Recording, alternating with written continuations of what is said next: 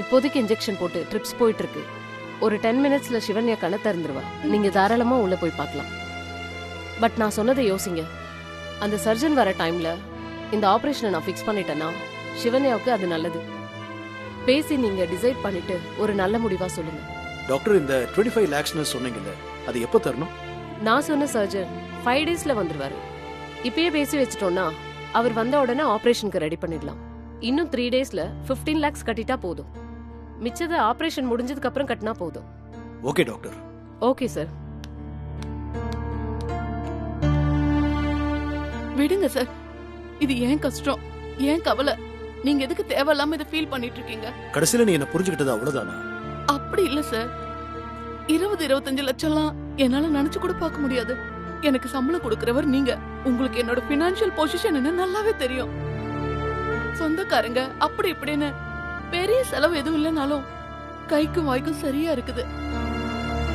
நான் எங்க இருந்து சரி 20-25 லட்சத்துக்கு போவேன்? கடன் கேட்டா கூட யாரும் கொடுக்க மாட்டாங்க. நான் கொள்ளதான் சார் அடிக்கணும். லூசு, என்கிட்ட கேட்டிருக்கலாம் இல்ல, என்கிட்ட சொல்லிருக்கலாம் இல்ல. சொல்லிருக்கலாம் சார். ஆனா நீங்க எனக்கு நிறைய செஞ்சிருக்கீங்க. இதுக்கு மேல உங்களை நான் கஷ்டப்படுத்துறதுக்கு எனக்கு மனசு இடம் கொடுக்க மாட்டேங்குது. ரொம்ப ஆச்சரியமா இருக்கு மேடி. இந்த உலகத்திலே கவலை இல்லாத பொண்ணு ஒருத்தி இருப்பானா அது நீயா தான் இருப்பேன்னு நினைச்சேன். ஏன்னா எப்பவுமே நீ சிரிச்சுக்கிட்டே தான் இருப்ப, எப்பவுமே சந்தோஷமா தான் இருப்ப. உன்னை சுத்தி இருக்கிற எல்லாரையும் சிரிக்க வச்சு சந்தோஷப்படுத்துறதாவும் ஹேபிட். ஆனா இப்ப புரியுது, உன்னோட இத்தனை சிரிப்புக்கும் பின்னாடி இப்படி ஒரு சோகம் இருக்குன்னு. டோன்ட் வரி மேடி, நான் சொன்னதுதான். சிவன்யாவோட ஆபரேஷன் ஏன் பொறுப்பு. சார் கவலைப்படாத, உன் அக்கா பொண்ணுக்கு எதுவும் ஆகாது. அவன் நல்லபடியா பொழைச்செந்திரிச்சு வருவா, சரியா? ஆனா ஒண்ணு, எப்பவும் போல நீ சிரிச்சுக்கிட்டு இருக்கணும். எனக்கு வேண்டியது அதான்.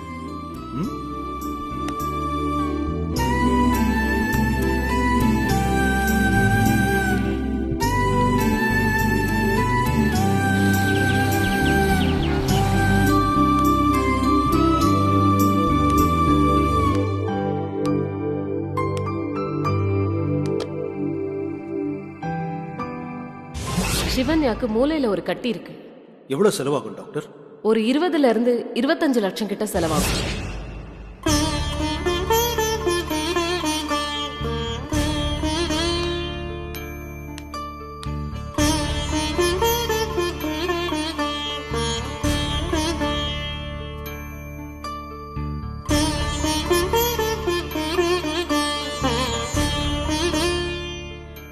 சின்ன குழந்தைமா, இப்பதான் ஹாஸ்பிட்டல் போய் பார்த்துட்டு வந்தேன்.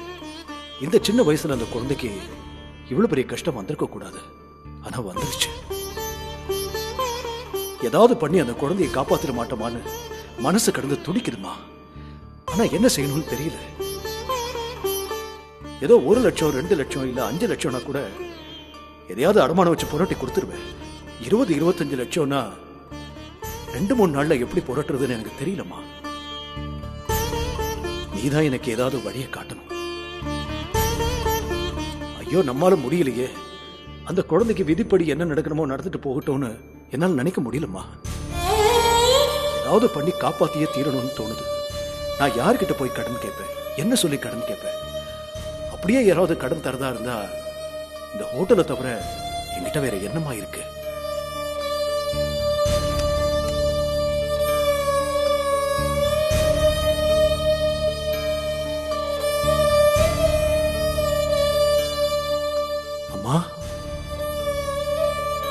எனக்கு புரியலம்மா. என்கிட்ட ஏதாவது நீ சொல்ல விரும்புறியா? ஏதாவது சொல்ல ட்ரை பண்றியா? நான் ஹோட்டல்ல அடமானம் வைக்கிறேன்னு சொல்றப்போ உன் போட்டோல இருந்து பூ கீழே விழுது. இது ஹோட்டல்ல நான் அடமானம் வைக்க நீ கொடுக்கிற அனுமதியா நினைக்குவா? அப்போ ஹோட்டல அடமானம் வச்சு பணம் வாங்கிடலாமா? என்ன கேட்டா அடமானம் வச்சு மீட்க முடியாம கஷ்டப்படுறதை விட இப்போதைய தேவைக்கு இந்த ஹோட்டலை வித்துடலானே தோணுதுமா. அதுதான்மா சரி. ஹோட்டலை விட சிவன்யாவோட உயிர் தானேமா முக்கியம். நான் சரியாதானமா யோசிக்கிறேன்? இது நீ எனக்கு கொடுத்த உத்தரவுன்னு எடுத்துக்கிறேம்மா.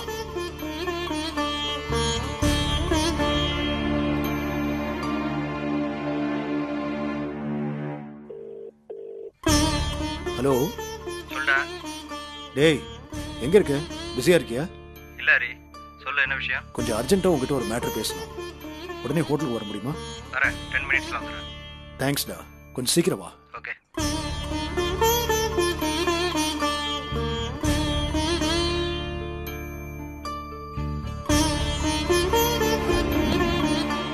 அறிவு இருக்காடா உனக்கு? என்ன பேசுறன்னு தெரிஞ்சுதான் பேசுறியா? யோசிக்காம நான் எதையும் பேச மாட்டேன்டா. ஆனா இப்ப முட்டாள்தனமா யோசிச்சிருக்க, அதை ஒத்துக்கோ. இல்லடா, எந்த நேரத்துல எது முக்கியம்னு ஒண்ணு இருக்கு. இப்ப நான் அந்த ஹோட்டலை வித்தே தீரணும். ஏன்னா அந்த ஹோட்டலை விட அது விற்கிறது மூலமா கிடைக்கிற பணம் எனக்கு ரொம்ப முக்கியம். இதுக்குதான் 5 வருஷமா அந்த சேட்டுக்கிட்ட கோர்ட்ல கேஸ போட்டு ஹோட்டலை மீட்டியா? இது என்னமோ உங்க அம்மாவோட ஞாபகார்த்தமா என் கூடவே இருக்கணும்னு அப்படி இப்படின்னு இல்லாத கதெல்லாம் விட்ட. நான் பொய் சொல்லலடா. இந்த ஹோட்டல் எங்க அம்மாவோட ஞாபகம் தான். இதை இன்னொருத்தருக்கு வித்தேன்னா அந்த வலி எனக்கு ரொம்ப பெருசுதான். இன்ஃபேக்ட் அதுல இருந்து நான் மீளுவேனான்னு எனக்கு தெரியாது. ஆனா அதை யோசிச்சுக்கிட்டு நான் இப்ப இதை செய்யாம போனா அப்புறம் என் மனசாட்சி என்ன மன்னிக்காம போயிடும். டேய், நீ என்ன பேசுறன்னு சத்தியமா எனக்கு புரியல ஹரி. அப்படி என்ன அவசியம் உனக்கு? உனக்கு எவ்வளவு பணம் வேணும் சொல்லு. 2 நாள்ல 25 லட்சம் ரூபாய் வேணும். முடியுமா உன்னால? 25 லட்சமா? சின்ன குழந்தைடா, மிஞ்சி போன ஒரு 6 வயசு தான் இருக்கும். அந்த குழந்தைக்கு தலையில அடிபட்டு ஒரு ஆபரேஷன் பண்ணணும்னு டாக்டர் சொல்லிருக்காங்க. 2 வருஷத்துக்கு முன்னாடியே இதை அவங்க மேடி கிட்ட சொல்லிருக்காங்க. பணத்துக்கு யோசிச்சுட்டு அவ தள்ளி போட்டிருக்காடா. இன்னைக்கு அந்த குழந்தை சாவோட போராடிக்கிட்டு இருக்கு. கண்ணுக்கு எதிராக அது துடிக்கிறத பார்த்ததுக்கு அப்புறம் என்னால முடியலடா. சாதாரணமா வருத்தப்பட்டு திரும்பி போக முடியலடா. புரியுதுடா. ஆனா அதுக்காக போய் ஹோட்டலை யாராவது விற்பாங்களா? என்கிட்ட விற்கிறதுக்கு வேற எதுவும் இல்லையே. உனக்கே என்னை பத்தி நல்லா தெரியும். வீடுன்னு எனக்கு எதுவும் கிடையாது. பெருசா சேவிங்ஸும் கிடையாது. இந்த ஹோட்டல் கொடுக்கிற வருமானத்தை திரும்ப திரும்ப எதிரியே போட்டு ரொட்டேட் பண்ணிட்டு இருக்கேன். அப்படிப்பட்ட சூழ்நிலையில 2 நாள்ல 25 லட்சம் ரூபாய் புரட்டுறது ரொம்ப கஷ்டம்டா. கடன் வாங்கலாமடா. இந்த ஹோட்டலை கூட அடமானம் வச்சா கடன் கொடுக்க எவ்வளவு பேர் ரெடியா இருக்காங்களடா. ஒரு விதத்துல நீ சொல்றது கரெக்ட் தான். ஆனா அடமானம் வச்சா மீட்கிறத விட வித்துட்டு வர காசுல ஒரு பகுதியை அந்த குழந்தையை காப்பாத்த பயன்படுத்திக்கலாம். மிச்ச காசு அப்படியே சேவ் பண்ணனா குறையிற காசை சம்பாதிச்சு போட்டு திரும்ப அந்த ஹோட்டலே கூட நான் விலைக்கு வாங்கிடுவேன். இல்லைன்னா வேற ஒரு ஹோட்டல், அவ்வளவுதானே? ப்ளீஸ் சரி, எனக்கு இது சரியா படல. தயவு செஞ்சு இன்னொரு முறை யோசி. இதுக்கு மேல யோசிக்கிறதுக்கு எதுவுமே இல்லடா. இந்த வாரத்துக்குள்ள அந்த குழந்தைக்கு ஆபரேஷன் பண்ணணும்னு டாக்டர் சொல்லிருக்காங்க. 2 நாள்ல நான் பணத்தை ஏற்பாடு பண்ணி முடிச்சாதான் அந்த ஆபரேஷன் தடை இல்லாம நடக்கும். தயவு செஞ்சு என் மனசை மாத்தணும்னு மட்டும் நினைக்காத. எப்படியாவது இந்த ஹோட்டலை வித்து கொடுக்க ஏற்பாடு பண்ண முடியுமான்னு பாரு. உன்னால முடியலன்னு சொல்லிட்டேன்னா வேற ஆளை பார்ப்பேன். டேய் இல்லடா, தயவு செஞ்சு நான் சொல்றதை புரிஞ்சுக்க. சரி ஓகே.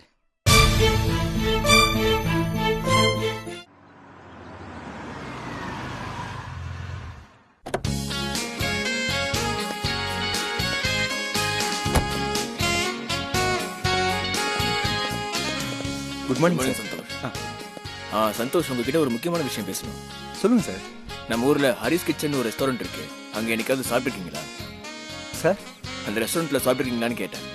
சாப்பிட்டுருக்கேன் சார். ஆக்சுவலா என்னோட கல்யாணத்துக்கு விருந்தே அங்கதான் சாப்பிட்டோம். ஓ, தட்ஸ் குட். எப்படி இருக்கு அந்த சாப்பாடு? நல்லா இருக்கு சார்.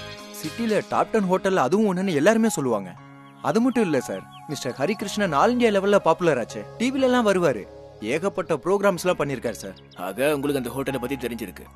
அதுவும் ஒரு விதத்துல நல்லதுதான் நினைச்சுக்கிறேன். ஏன் சார், என்னாச்சு திடீர்னு ஹரிஷ் கிச்சனை பத்தி கேக்குறீங்க? காரணம் இருக்கு சந்தோஷ். நம்ம கம்பெனி ஹோட்டல் பிசினஸ்லயும் இறங்க போகுதுன்ற மேட்டர் உங்களுக்கு தெரியும் நினைக்கிறேன்.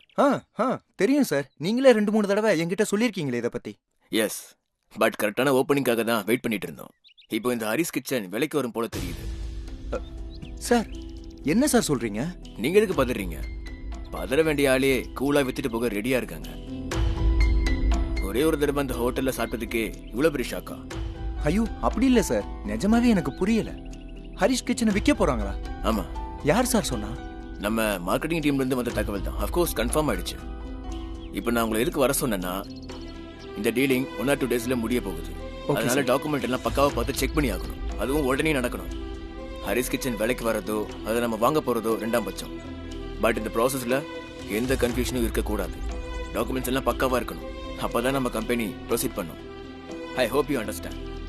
S sir. Do one thing Santosh, நீங்க போய் மிஸ்டர் ஹரிகிருஷ்ணனை மீட் பண்ணுங்க. அவர்கிட்ட இருக்க டாக்குமெண்ட்ஸ் எல்லாம் பக்கமான டாக்குமெண்ட்ஸ் தானா, வேற ஏதாவது வில்லங்க இருக்கா, வேற ஏதாவது பிரச்சனை இருக்கா, தைரியமா ப்ரொசீட் பண்ணலாமான்னு எல்லாத்த பத்தியும் கம்ப்ளீட்டா ஸ்டடி பண்ணி ஒரு ரிப்போர்ட் கொடுங்க. ஓகே. உங்க ரிப்போர்ட்டை பேஸ் பண்ணி தான் இந்த ப்ராஜெக்டே டேக் ஆஃப் ஆக போகுது. ஷூர் சார், நிச்சயமா பண்றேன். பட் அதிக டைம் இல்ல சந்தோஷ், இமிடியேட்டா பண்ணி ஆகணும். கண்டிப்பா sir. And one more thing, நியாயமா இது உங்களுக்கு ப்ரமோஷன் வர வேண்டிய வருஷம். ஸோ இந்த ப்ராஜெக்டை நீங்க நல்லபடியா முடிச்சு கொடுத்தீங்கன்னா மேபி இந்த பிரான்ச்சுக்கே நீங்க மேனேஜர் ஆக முடியும்.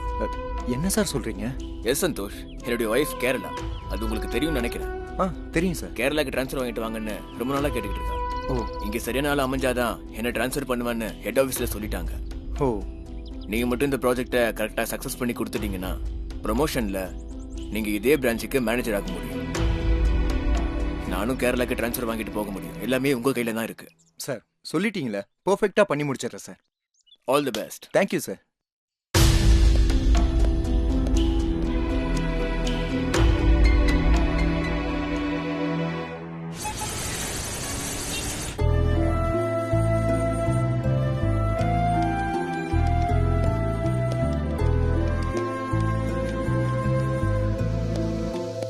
ஹாய். Hello sir.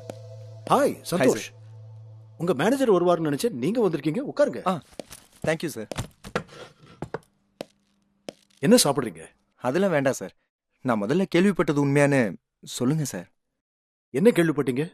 இல்ல, நீங்க உங்க ஹோட்டலை விற்க போறதா சொன்னீங்களா? அது உண்மையா சார்? யா, ஆஃப்கோர்ஸ். உங்க கம்பெனி மார்க்கெட்டிங் டீம்ல இருந்து 2 பேர் வந்து பேசிட்டு போனாங்க. உங்க மேனேஜர் வருவார்னு சொன்னாங்க. அவருக்கு பதிலாக தான் நீங்க வந்திருக்கீங்கன்னு நினைக்கிறேன். கரெக்டு தான் சார். மேனேஜர் தான் என்ன இங்கே அனுப்பி வச்சாரு. பட் அஃபீஷியலாக வேலையை ஆரம்பிக்கிறதுக்கு முன்னாடி உங்ககிட்ட கொஞ்சம் கன்ஃபார்ம் பண்ணிக்கலான்னு தோணுச்சு. ஆமா சந்தோஷ், அர்ஜென்ட்டா பணம் தேவை. அதனால தான் ஹோட்டலை விற்கிறதுக்கு முடிவு பண்ணேன். ஏண்டா விற்கிறேன்னு கேட்கறதுக்கு எனக்கு சொந்தக்காரங்க, ஃப்ரெண்ட்ஸ் அப்படி இப்படின்னு எந்த கூட்டமும் கிடையாது. நானா எடுத்த முடிவு தான். அஃப்கோர்ஸ் சுயநினைவோட. Fine sir. சார் டாக்குமெண்ட்ஸ் பார்க்கலாமா? யா, அதான் பார்த்துட்டு இருந்தேன். பாருங்க. Okay, thank you sir. காஃபி சாப்பிட்றீங்களா? சார் முதல்ல இதை முடிச்சுட்டு அப்புறம் பார்த்து. கொஞ்சம் வெயிட் பண்ணு. Okay sir.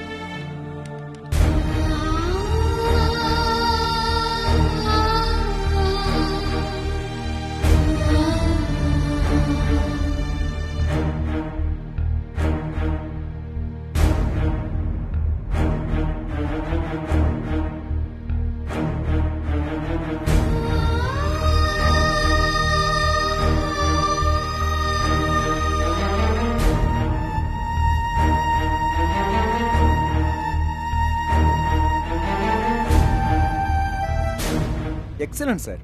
டாக்குமெண்ட்ஸ்லாம் எந்த பிரச்சனையும் இல்லை. Everything is fine. ஒரு நிமிஷம் சார், என் மேனேஜர் கிட்ட சொல்லிடுறேன் சார். ஷூர்.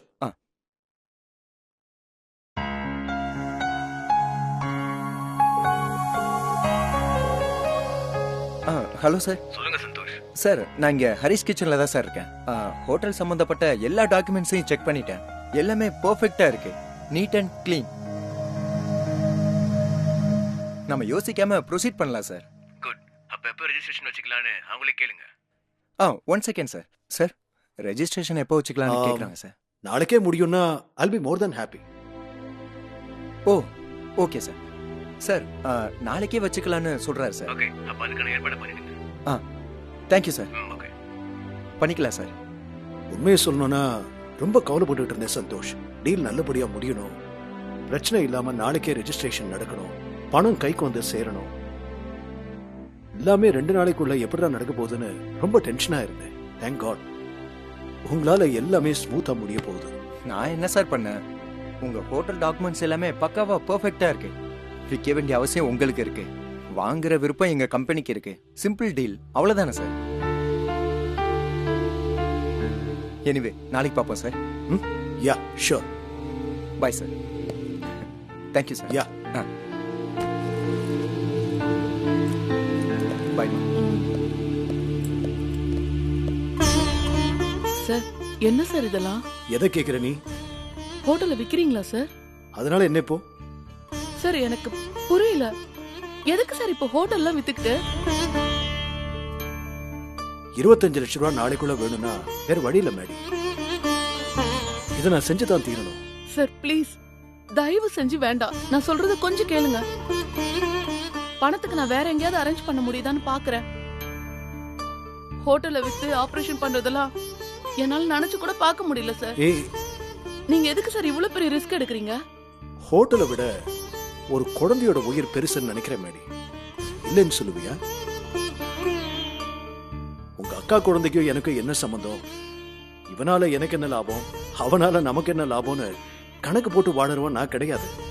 கணக்கு போட்டா மழை பெய்யுது, கணக்கு போட்டா வெயில் அடிக்குது. செய்ய முடிஞ்சதை செஞ்சிடணும். செய்ய நினைக்கிறது நல்ல காரியம்னா யோசிக்காம செஞ்சிடணும். இதை பாரு, தயவு செஞ்சு இதையெல்லாம் நினைச்சு நீ ஃபீல் பண்ணாத. சார் எனக்கு என்ன சொல்றதுன்னே தெரியல. நீங்க மேடி, உன் அக்கா குழந்தைய காப்பாத்தியே தீரணும். இப்போதைக்கு அது மட்டும் தான் நம்ம நினைப்புல இருக்கணும். ஓகே, போய் வேலையை பாரு.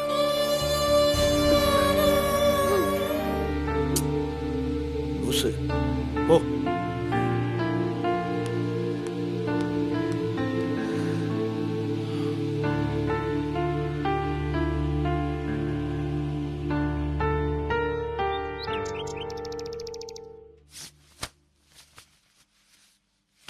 ஹாய் பவி.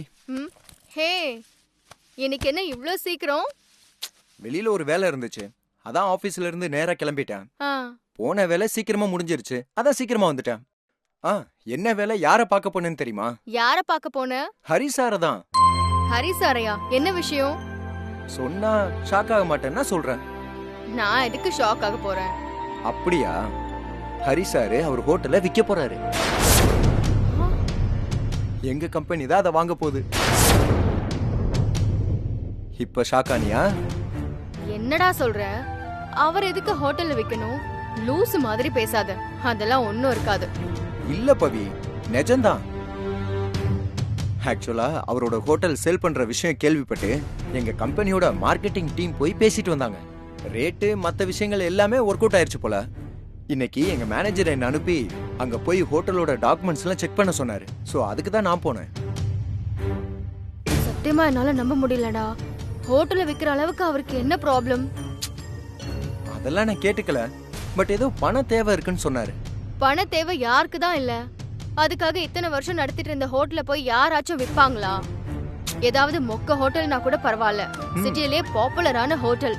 ஃபாரின்ல இருந்து இங்க வரவங்க எல்லாம் ஹரிஸ் கிச்சன் எங்க இருக்குன்னு தேடி போய் சாப்பிடுவாங்க. எத்தனை தடவை பேப்பர் நியூஸ்ல எல்லாம் பாத்துருக்கோம். அதுக்கு என்ன பண்ண சொல்ற? அவர் விக்கிறாரு, எங்க கம்பெனி வாங்குது. நான் அங்க போய் டாக்குமெண்ட்ஸ் தானே செக் பண்ணிட்டு வந்தேன். இது ஒரு தப்பா? நான் உன்னை தப்பு சொன்னனா? எனக்கு இது ஷாக்கிங்கா இருக்குன்னு தான் சொல்றேன். அதுதான் நான் முதல்ல சொன்னேன். விஷயத்தை கேள்விப்பட்ட உடனே நீ ஷாக் ஆயிருவேன்னு. ஷாக் ஆகாதன்னு நீ சொன்னாலும் அது எப்படிடா ஷாக் ஆகாம இருக்க முடியும்? உனக்கு ஒரு விஷயம் தெரியுமா? ஹரி சார் அந்த ஹோட்டலை அவங்க அம்மாவோட ஞாபகார்த்தமா தான் நடத்திட்டு இருக்காரு. அவர் சின்ன குழந்தையா இருந்தப்போ அந்த ஹோட்டல் ஒரு டீ கடை மாதிரி இருந்துதான். அவங்க அம்மா அங்க எடுபடி வேலை செஞ்சிருக்காங்க.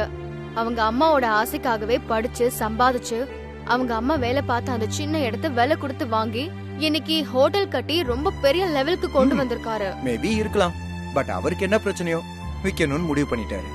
அதுதான் சந்தோஷ், எனக்கும் சுத்தமா புரியல. வேற ஏதாவது ஒரு ப்ராப்பர்ட்டியை விக்கணும்னு நினைக்கிறாங்கன்னா அது எல்லாரும் செய்யறதுதான்.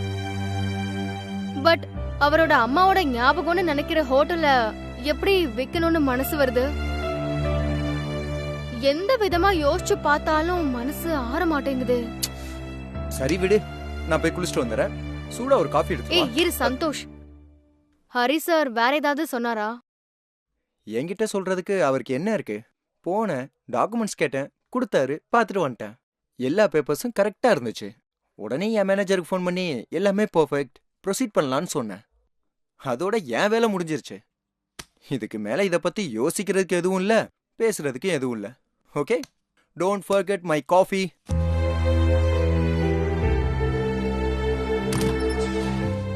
பவி, இன்னொரு விஷயம் சொல்ல மறந்துட்டேன்.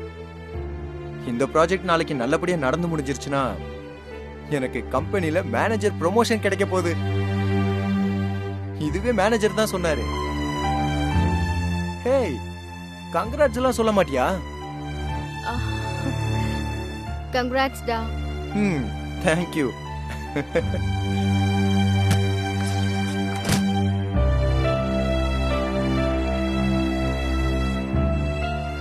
Something wrong. ஹரி சாருக்கு ஏதோ பெரிய ப்ராப்ளம்னு நினைக்கிறேன். இல்லனா ஹோட்டல்ல விக்கிற அளவுக்கெல்லாம் போக மாட்டாரே. நேர்ல போய் விசாரிச்சாதான் சரி வரும்.